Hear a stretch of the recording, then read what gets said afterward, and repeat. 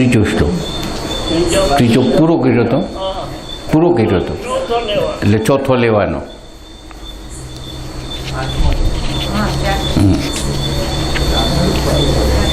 ચોથો લેવાનો છે.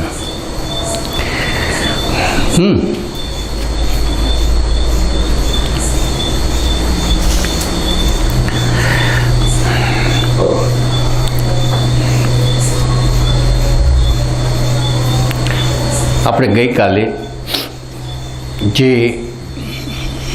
અષ્ટાવક્રજીએ જે થોડું ઘણું અંશમાં પણ જે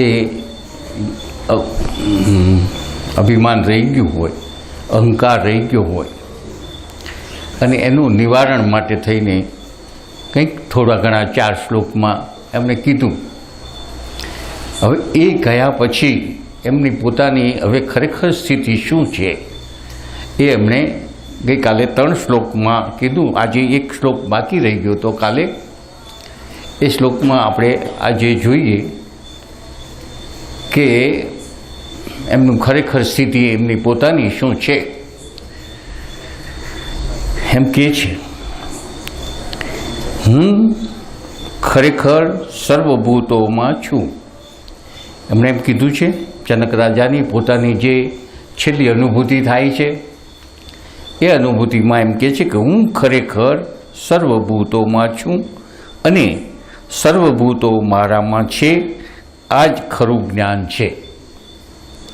ત્યાર પછી એમ કહે છે, તો પછી આ ત્યાગ ન થઈ શકે કે ગ્રહણ પણ ન થાય, તેમજ લય પણ સંભવ નથી. ગીતામાં પણ ભગવાને એમ કીધું છે કે હું બધામાં છું, સર્વભૂતોમાં છું અને સર્વભૂતો મારામાં છે. એમ ગીતામાં પણ ભગવાને કીધું છે. જેવી શ્રી કૃષ્ણ ભગવાનની જે સ્થિતિ છે એ સ્થિતિ અહીં એમની જે જનક રાજાની છે. હું સર્વભૂતોમાં છું. સર્વભૂતો એટલે પંચભૂતોથી જે કંઈક બનેલું છે તે. આકાશ, વાયુ, પાણી, અગ્નિ અને પૃથ્વી તત્વ. આ જે 5 ભૂતોથી જે કંઈક જળ અને ચેતન સર્વ જે કંઈક રૂપો અત્યારે આપણે જે જોઈ રહ્યા છીએ, આ બધા જે રૂપો પંચભૂતોથી બનેલા છે અને ચેતનના પ્રકાશ વડે એના રૂપો અસ્તિત્વમાં આવેલા છે. આ રૂપો ચેતનના પ્રકાશ વડે અસ્તિત્વમાં આવેલા હોવાને કારણે એ અત્યારે એમ કહી રહ્યા છે કે હું સર્વભૂતોમાં છું. કારણ કે આખું વિશ્વ જે પ્રકૃતિ તત્વના જે 5 ભૂતો છે, પણ જો એમાં ચેતનનો પ્રકાશ ન હોય તો એ જે કંઈક અત્યારે આખું જે વિશ્વની રચના થઈ રહી છે ને, જે કંઈક પ્રક્રિયા થઈ રહી છે કે સૂર્ય છે ને સૂર્ય ફરતા બધા ગ્રહો ફરે છે ને પૃથ્વી છે ને પૃથ્વી ઉપર આ બધી વનસ્પતિ ઉગે છે ને એમાં ફળો આવે છે ને એવી જ રીતે મનુષ્ય અને મનુષ્ય સિવાય 4 પ્રકારના આ જે બધા જીવો જે કાલે વર્ણન કર્યા તે આ બધું જે કંઈક થઈ રહ્યું છે એ ચેતનના પ્રકાશ વડે પ્રકૃતિના રૂપો છે. એટલે એનો અર્થ એવો થયો કે ચેતનનો પ્રકાશ છે તેથી આ બધું અસ્તિત્વમાં છે. એટલે સર્વભૂતોમાં હું છું એમ એમણે કીધું. એ સર્વભૂતોમાં હું છું એટલે ચેતન પ્રકાશ. એટલે જનક રાજા અત્યારે જે જનક રાજા તરીકે કહેતા નથી, પરંતુ જે પરમ સત્ય જે ચેતન તત્વ અથવા આત્મતત્વ કહીએ તો એ આત્મતત્વ રીતે એ પોતે વ્યાપ્ત છે આખા બ્રહ્માંડમાં, અને એ વ્યાપ્ત હોવાને અંદર એક આ વિશ્વ અંદર છે, અને એ વિશ્વ પંચતત્વોથી બનેલું જે છે એ જે અત્યારે એની એ જે ક્રિયાવાન છે સૂર્યની રીતે ક્રિયા કરે છે, ચંદ્રની રીતે કરે છે, પૃથ્વીની રીતે કરે છે, અને પૃથ્વી ઉપર જે કંઈક બધું થઈ રહ્યું છે તે બધું મારા વડે થઈ રહ્યું છે, કારણ કે એ બધામાં હું છું. હવે પછી એમ કે છે હું બધામાં છું, હું સર્વભૂતોમાં છું, અને પછી એમ કે છે કે સર્વભૂતો મારામાં છે. હવે એમ કે છે સર્વભૂતોમાં હું છું, પછી એમ કે છે કે સર્વભૂતો મારામાં છે, કારણ કે પોતે વ્યાપ્ત છે અને એટલા બધા અનંત વ્યાપ્ત છે. જે ચેતન તત્વ મહાસાગર છે એમાં આ વિશ્વ છે, પોતે અનંત છે, આખા બ્રહ્માંડમાં વ્યાપ્ત છે, અને આખા બ્રહ્માંડમાં વ્યાપ્ત છે એની અંદર એક આપણું સૂર્ય કુટુંબ છે, અને એવા સૂર્ય કુટુંબો કેટલાય છે. એટલે હું આખા બ્રહ્માંડમાં વ્યાપ્ત છું, એમાં મારામાં આ સૂર્ય કુટુંબ છે, મારામાં આ વિશ્વ છે. એટલે મારામાં વિશ્વ થયું, અને વિશ્વની અંદરના પરમાણુ પરમાણુની અંદર જે કંઈક રૂપો છે એ પણ મારે લઈને છે. એટલે હું બધામાં છું, બધા ભૂતોમાં છું, અને આ બધું ભૂત જે છે આખું બધું વિશ્વ એ વિશ્વ મારામાં છે. એટલે મારામાં છે આ જ ખરું જ્ઞાન છે. હવે એમણે એમ કીધું કે આ જ ખરું જ્ઞાન છે. એટલે ખરું જ્ઞાન કહેવાનો મતલબ એમ છે કે આ ખરી સાચી સ્થિતિ છે. આ સ્થિતિ જે જનક રાજાની જે અત્યારે થઈ છે એ સાચી સ્થિતિ છે. એ આપણી સ્થિતિ, તમામ ચેતનની સ્થિતિ. આપણે બધા અહંકારને લઈને આપણે બધા અલગ અલગ છીએ. જો અહંકાર ન હોય તો આપણે બધા એક જ સ્વરૂપમાં હોઈએ, જે જનક રાજાની સ્થિતિ છે તે. એટલે આપણે એનાથી જરાય પણ ભિન્ન નથી. ભિન્ન એટલે જ થયા કે અહંકારને લઈને. એટલે જે અહંકારને લઈને ભિન્ન થયા, અને અહંકાર ન હોય તો એક જ છીએ. એ જે સત્ય છે, એ જે સત્ય છે એ સાચું જ્ઞાન છે. અહીં જનક રાજા એમ કહે છે કે આ જે જ્ઞાન છે, અત્યારે જે મને જે સ્થિતિ થઈ છે, અત્યારે હું આખા બ્રહ્માંડમાં વ્યાપ્ત છું, મારી અંદર આખું વિશ્વ છે, પંચભૂતોનું જે છે તે, અને મારામાં આ વિશ્વ છે, એવી જે મારી સ્થિતિ છે એ સાચું મને જે જ્ઞાન થયું છે એ સાચું જ્ઞાન છે, એ સત્ય છે. ભેદ છે એ ખોટો છે. તો પછી આ જગતની અંદર ત્યાગ ન હોઈ શકે, એ ગ્રહણ પણ ન હોઈ શકે. ત્યાગ અને ગ્રહણ કરવાની વાત આમાં કે છે. જનક રાજા શરીર રૂપે હોય અને અહંકારના રૂપે હોય, અહંકારયુક્ત હોય તો ત્યાગ ને ગ્રહણની વાત આવે. કારણ કે એનું એક શરીર બીજા શરીરો કરતાં, બીજા પદાર્થો કરતાં એક અલગ છે, અને જે અલગ છે તો કોઈ વસ્તુ લેવાની કે કોઈ વસ્તુ છોડવાની એવી વાત આવે.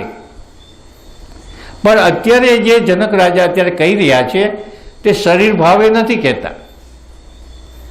અત્યારે એ આત્મભાવે કહી રહ્યા છે, અને આત્મભાવે એટલે કે આખા બ્રહ્માંડમાં વ્યાપ્ત. હવે આખા બ્રહ્માંડમાં વ્યાપ્ત છે, અને આવા વિશ્વો એના અંદર ઘણા છે. પોતે એક જ છે, એ અનંત છે, એની અંદર જે છે એ બધું એની અંદર છે. તો હવે એવી કઈ બહાર ચીજ છે કે એ કંઈક લે? ગ્રહણ કરવું એટલે કોઈ વસ્તુ આપણી પાસે ન હોય અને એ આપણે લઈએ, એને પ્રાપ્ત કરવા માટે કંઈક ક્રિયાઓ કરીએ અને આપણે પ્રાપ્ત કરીએ. કોઈ વસ્તુ આપણી પાસે ન હોય અને એને આપણે લઈએ ને પ્રાપ્ત કરવા માટે પ્રયત્ન કરીએ અને પ્રાપ્ત કરીએ. તો હવે એનાથી જે બહાર હોય તો એ વસ્તુ લેવાની વાત આવે. અહીં તો એમણે આગળ કહી દીધું છે કે આખું વિશ્વ મારામાં છે, આખું વિશ્વ મારામાં છે. હવે એનામાં જ જો આખું વિશ્વ હોય તો વિશ્વ સિવાયની કોઈ ચીજ જો એનાથી બહાર હોય તો એને ગ્રહણ કરવાની વાત આવે, પણ એવું તો છે જ નહીં.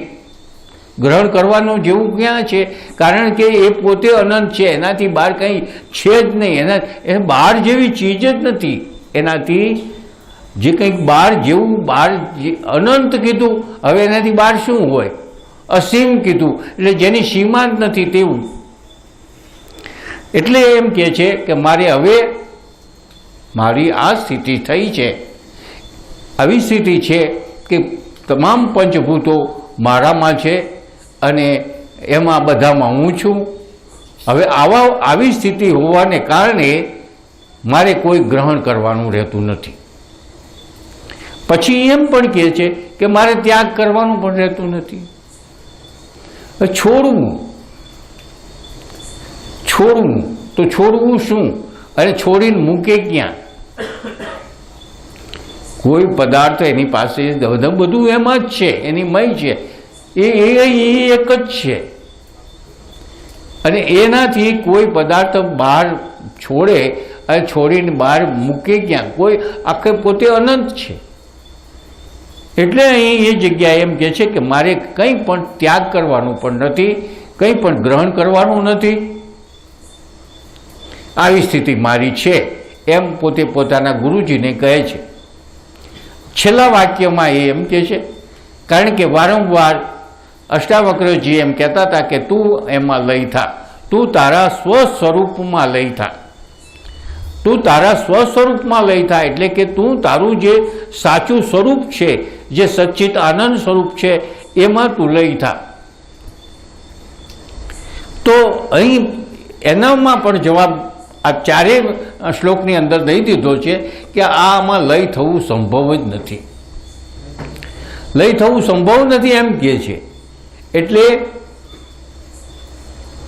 અગાઉ જો એમાં ભળેલા ન હોય, અગાઉ એમાં ન હોય તો એક વસ્તુ બીજી વસ્તુને ભળવી, જેમ દૂધ અને પાણી, તો પાણી હોય એમાં દૂધ નાખીએ તો દૂધ એમાં પાણીમાં લય થઈ ગયું કહેવાય, અથવા તો દૂધમાં પાણી નાખીએ તો પાણી એમાં લય થઈ ગયું કહેવાય.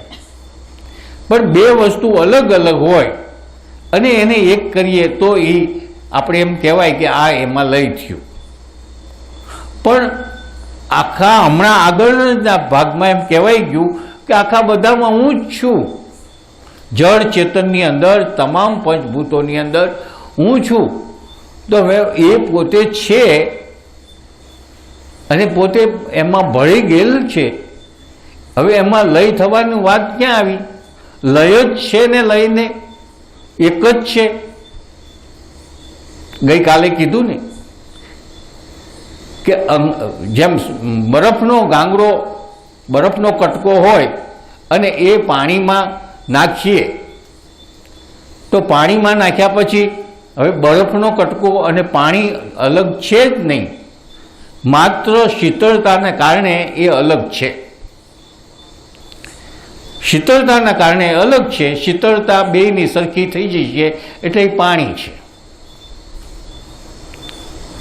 બંનેની શીતળતા એક સરખી થાય તો એ પાણી છે. એવી રીતે અહીં આપણે જે અલગ અલગ દેખાય છે એ આપણા અહંકારને વાસનાના કારણે આપણે ચેતનથી અલગ દેખાય છે. આપણી વાસનાઓ જેમ બરફ શીતળતાને કારણે પાણીથી અલગ છે, એમ આપણે ચેતન છીએ જ. જેમ બરફ છે એ પાણી જ છે, એમ આપણે બધા ચેતન જ છીએ. પણ આપણા અહંકારમાં જે કંઈક જગતના પદાર્થો ભોગવવાની જે કંઈક વાસનાઓ છે, અને એ વાસનાઓને કારણે આપણે આ ચેતન તત્વ મહાસાગર છે એનાથી આપણે અલગ છીએ. હવે અલગ છીએ એ એક, જેમ શીતળતાને કારણે જેમ બરફ અલગ છે પાણીથી, એવી જ રીતે આપણે વાસનાથી ચેતન ચેતનથી અલગ છે, વાસનાને કારણે ચેતનથી અલગ છે. તો જે એવા પ્રકારનું જે જ્ઞાન થાય કે જે વાસના જ શૂન્ય થઈ જાય, જ્ઞાન દ્વારા વાસના શૂન્ય થઈ જાય, તો જેમ શીતળતા શૂન્ય થાય ને એ પાણીમાં જ ભરેલું જ છે, એમાં લય થવા જેવું છે જ નહીં, એવી રીતે આપણે પણ ચેતન, વાસનાઓનો ક્ષય થઈ જાય એટલે આપણે પણ ચેતન જ છીએ. એટલે એ રીતે અહીં એમ કહે છે કે તેમજ લય પણ થવાનો સંભવ નથી. લય થવાનો સંભવ નથી એટલે લય થઈશ જ નહીં એમ કહેવાનો મતલબ નથી. હું લય થઈશ જ નહીં એમ કહેવાનો મતલબ નથી, પણ લય થવાની કોઈ ક્રિયા થતી હોય એવી ક્રિયા થવાને માટે સંભવ નથી. લય થવાનો સંભવ એટલે એ બે જુદા જુદા કાયમ માટે રહે આ શક્ય જ નથી એમ કહેવાનો મતલબ નથી, પણ લય થવા જેવી કોઈ ક્રિયા જ નથી. લય જ છું, આમાં કંઈ અલગ જેવી કોઈ ચીજ છે જ નહીં. આ રીતે એમણે આ 4 શ્લોક કહી અને પોતે મૌન થઈ જાય છે. પોતાની જે જનક રાજાની પોતાની જે અનુભૂતિ છે એ અનુભૂતિ એટલે કે ગુરુએ જે કંઈક શંકાઓ કરી કે હજી આ મારા શિષ્યમાં કંઈક હજી ઉણપ છે, કંઈક અધૂરપ છે, અને એ અધૂરપ એને અહંકારની લાગી. અને અહંકારની લાગી એટલે એમણે અહંકારને પ્રદર્શિત કરી અને કીધું કે આટલું તારામાં કંઈક મને દેખાય છે.